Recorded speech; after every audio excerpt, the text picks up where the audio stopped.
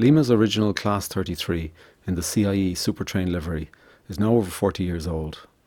Its even older HO gauge cousin was my favourite and best performing locomotive in its day. So how does the OO gauge version shape up now? It's time to take a closer look.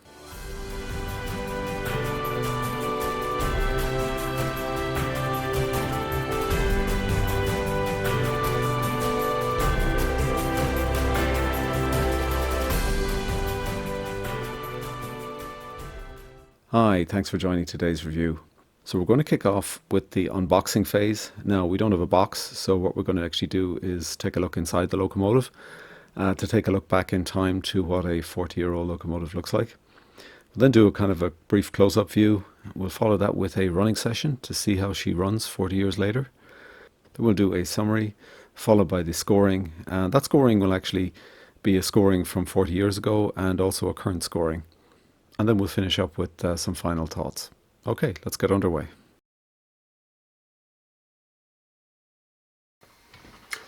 Okay, we're going to take a quick look. We don't quite have an unboxing because we don't have a box. But we're going to take a look at this model a little bit closer, just in the hand, from Lima, the 215 vintage, mimicking, I suppose, an A-class Irish locomotive, but it's actually a British Rail Class 33, which is what it originated as. So we're going to take a kind of a closer look at this. This does have the, I suppose, the Hornby type couplers. The HO version of this would have had the old Lima couplers, which was kind of interesting. So you'll have seen in another video where I do have the HO set, that there's a version of this, a 215, in that set. And that was HO scale. This is OO scale, and I say that would have had the Lima couplers. So this guy's got it's got drive on one bogie, and we're going to open up the body now and actually just take a look inside. Okay, I've just taken off the body shell off the locomotive, and we can kind of just take a closer look. There isn't really an awful lot in here. There's obviously no lighting or anything like that. We can get a look at the motor. It looks like a kind of a Ringfield type motor, or a similar style. Now this unit still runs well, so and we'll see that in the running session. It's still, it is an acceptable performer on the track.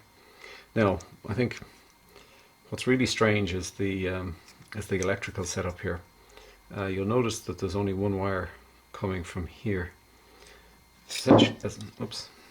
That's the weight just dropping out. We'll talk about that in a minute. So essentially there's only pickup on one side here, and the pickup for the other polarity is up on the front here. So pickups must be on this side.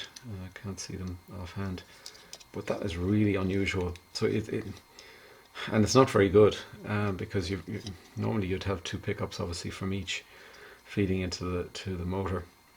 So very strange. Indeed, I haven't seen a configuration like that before. You can see there's quite a bit of corrosion on there. This is quite old, but she still runs fine, and we'll see that, as I say. It runs surprisingly good, actually, considering this kind of electrical setup. So this is pretty crude. It does come with this solid weight, which does give a bit of weight, I suppose, and that gives some pretty good connectivity for the wheels on the track. And that weight is kind of held in place by this little post here in the upper body. It is so simple. I mean, there isn't a lot here, right? This is what the locomotives of 40 years ago were. They didn't really have a lot in them. So this guy, he's a bit of a flyer, and we'll probably see that. But that's just so strange, that electrical setup. I have to say I'm kind of taken aback by seeing that. I would like to probably add in, but it will take a little bit of modification to put in extra contacts on both sides. I'm not sure if I'm going to do that, if it's warranted really doing that. Okay, that's a closer look at this Lima, and I think the next thing to do is take, as I said, a more closer look. Just to do a quick 360 on the body, and then we'll go and get this out the track, do a quick running session on it, and then we'll do our summary. Okay, hope that was a little bit insightful as to of what a vintage locomotive looks like inside.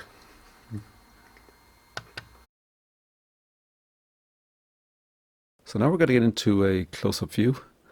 We'll do a quick run along the side of the locomotive here, just to give you kind of a view, I suppose, as to what the sort of level of detail was in this 40-year-old locomotive. I think the bogies are pretty good. A lot of it is moulded plastic, obviously. There is some fitted parts on the roof there. And the livery is a little bit fuzzy. Okay, now we're going to get into a kind of a 360 view again. You can see the suggestions of lights at the front there and the suggestion of a headlight at the top there painted in white. That white actually wasn't on the HO gauge version of this model, which I would have had. That was part of a train set I had, but that wasn't on the HO version. It was added to the OO version.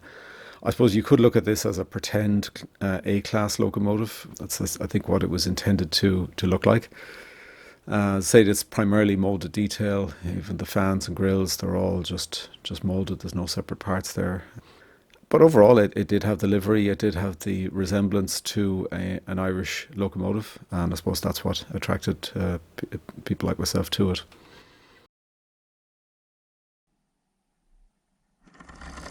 So now we're going to get into the running session. We're not going to stand around on ceremony here, so we get going very quickly. Needless to say, this is not a locomotive for the slow crawl.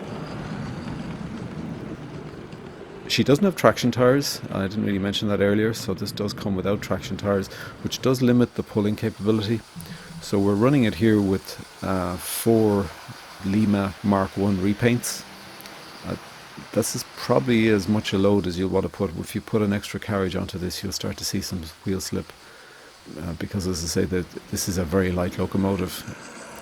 It's weighing in at under 300 grams, and as I say, it doesn't have traction tyres.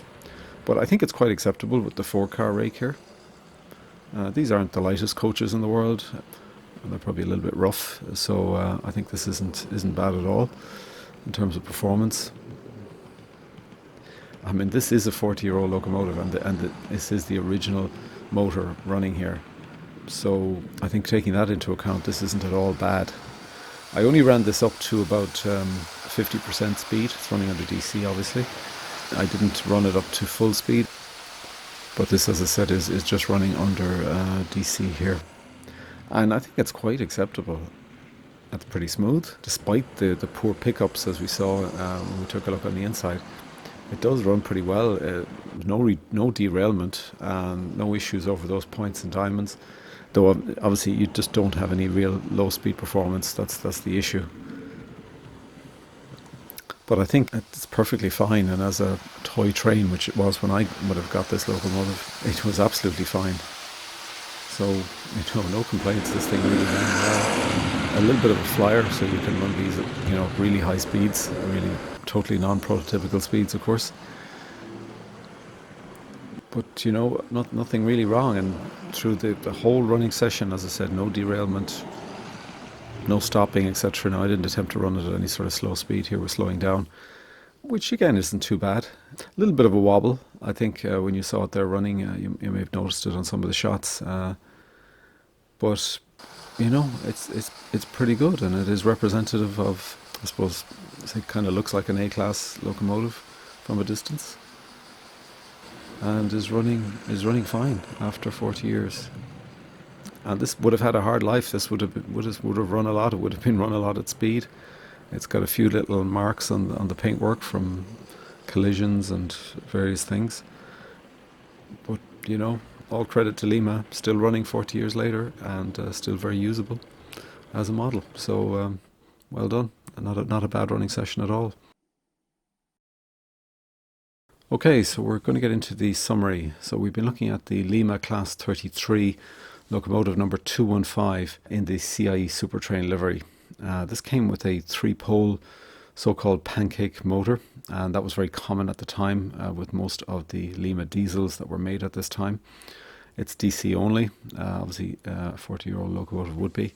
It has this very strange single polarity pickup on each of the bogies, which is quite bizarre.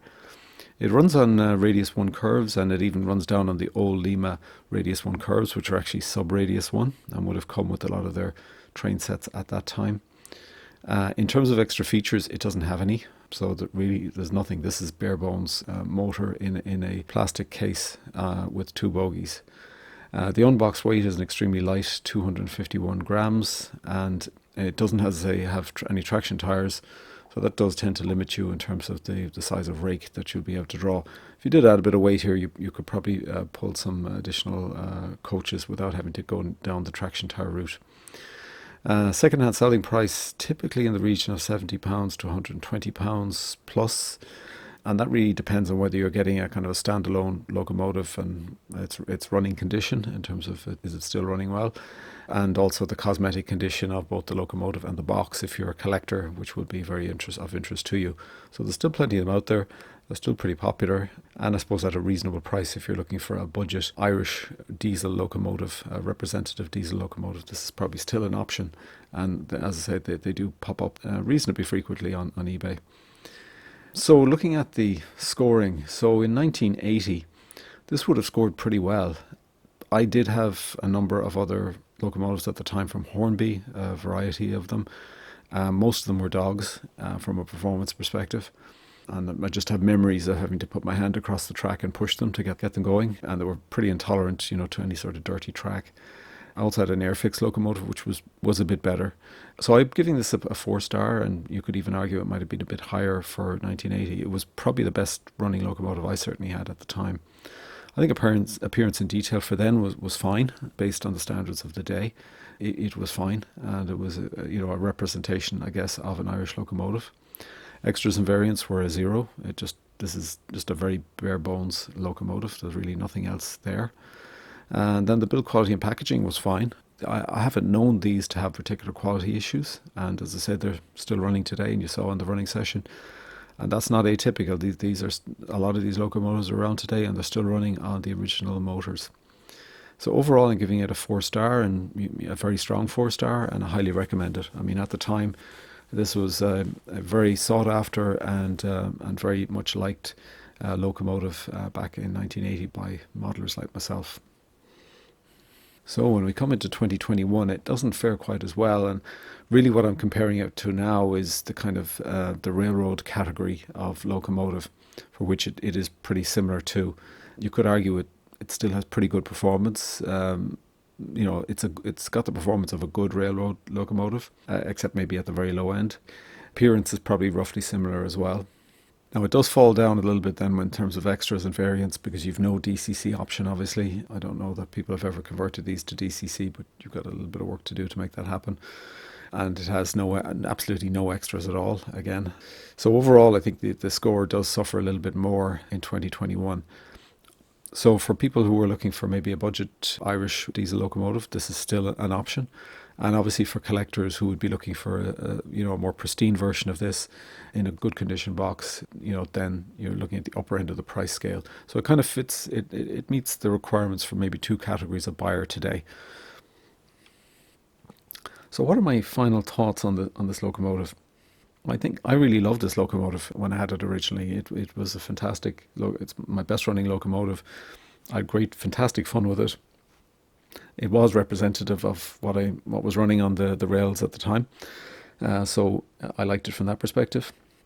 And it's fantastic to see that it's still running today. And there's lots of these, as I say, still running with their original motors in them. I think if you saw in that running session, it isn't, maybe the smoothest runner in the world, but it's still running well. And I think people can have the same sort of fun even today with these locomotives that I had when I was a lot younger. So it's interesting. It's great to see that. And there's not many locomotives from that era that survive. All of my Hornbys from that era have all died. They've all had various elements of them have failed. Now they could probably be resurrected, but this guy, I probably ran an awful lot more than any of those, and it's still running fine. So all credit to Lima. A well-engineered, very simple locomotive, runs better than it probably should do, and has lasted the test of time. And I think much liked. I think people look back on this locomotive with a lot of fondness, took a lot of pleasure out of when they had them when they were younger, and they're still in demand today. People are still picking these up today. As I said, they are a bit of a bargain option if you don't want to go for the full-priced Murphy models or IRM diesel locomotive. This is still something at a modest cost where you can have an Irish representative locomotive on your layout if you're not going to be pulling a very large rake. you don't care about DCC or sound, then this could give you a bit of fun for a while, and is still representative of an Irish locomotive. So a lot of happy memories, and it's great to see this still running today and still running well. If you had one of these, please leave your comments at the end of the video. I would be interested to hear people's own experiences with this locomotive. You've had the same positive experience I've certainly had. So I hope you've enjoyed the video today. Lots of Irish videos coming up over the next couple of weeks. So we'll hopefully see you on some of those. And in the meantime, happy modelling.